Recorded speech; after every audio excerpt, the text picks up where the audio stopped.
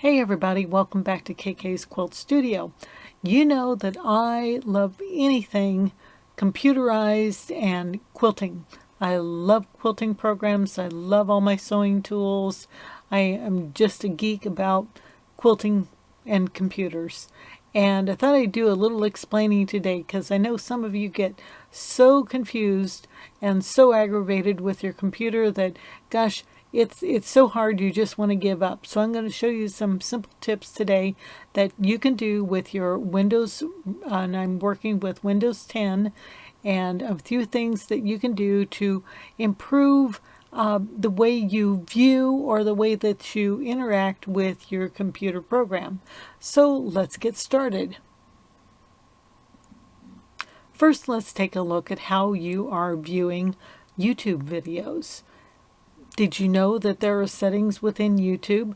And if you've created a YouTube account, I'm always asking you to subscribe, to click this little red button down here below the video. If you subscribe, you can get notifications to see whenever I've posted another video.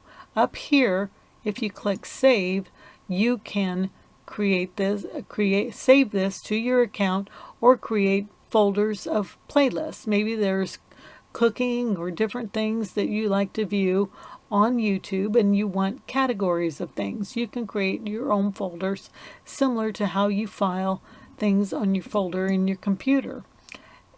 Also, there is closed captioning on ProStitcher, so if you are wanting to watch some videos while waiting for another party at a noisy restaurant and you can't really hear, or if you're in a doctor's office and you don't really want to share all my handy tips for ProStitcher Designer with all the patients waiting in the waiting room, you can always turn on closed captioning.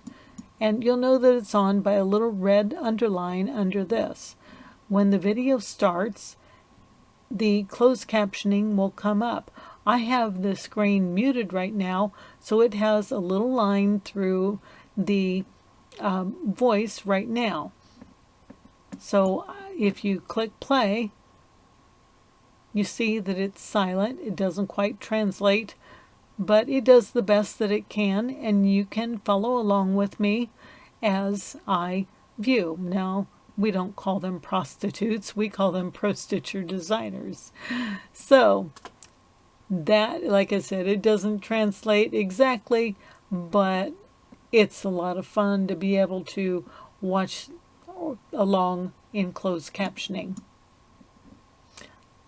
Let's go down to our Windows icon at the lower left of your taskbar on the screen. It's a little white Windows icon picture, and we're going to go to settings. I'm going to click on settings, and this might come up. Let's go back to the home screen. This is where normally it's going to start, and we're going to click on ease of access. Did you know there's settings in here to help things be larger, or help if you have some sight problems or just need to increase the size of a program? We're going to make everything bigger on our display. You can use this little slider to increase the size of text that you see. This will increase the size of a program on your computer that you're viewing. Let's open Art and Stitch and take a look. This is it at its normal size, and you'll see that the icons are fairly small, and people have commented about they want to be able to see the icons just a little bit better. Well, let's go back to settings, and I'm going to use this drop down menu and increase it ever so slightly, 125%. Okay, it makes everything bigger, doesn't it? Let's go back to Art and Stitch, and wow, that's zoomed in the window, and it is a little bit easier to see if you're a little bit visually impaired, or if it just makes it easier for you to operate the program. It sort of zooms in on everything and makes it much easier to see. When you want to return to your normal view, just go back and go into settings and set it back to 100% as recommended. So that makes it a lot easier to see what you're looking at.